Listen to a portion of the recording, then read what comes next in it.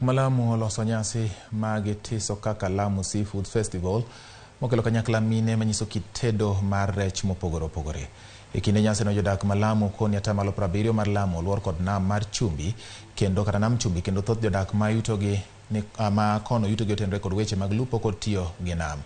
Paro mar nyiso kit tedo mar rech mayudore e namno biro nyayo ng'eyo kendo yuayo jogo maonge kod tich mondo mi ochak timo ohala mar chiemo mag rech mopogore opogore kaunti no.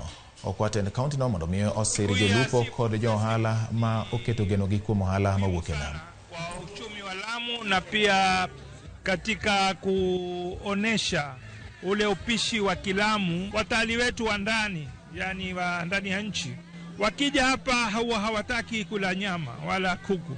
Wao wanataka seafood. Naona kuwa sisi ni matajiri wa bahari na blue economy ni tajiri katika Lamu. Kwa hivyo kuongeza value additional. So tukaona pengine tuchukue huyu pweza tumfanye tofauti, pengine mshikaki. Tuchukue huyu samaki tumfanye pengine katlese ama kababu yake. Kwa hivyo nataka kuonyesha kuwa huyu samaki si lazima umle samaki peke yake. Anaweza kufanya katika njia mbalimbali na uendeleze ule utamaduni ama upishi wa Lamu. Samaki kila vile unavombuni ndivyo yani unavokuja kumletea utamu.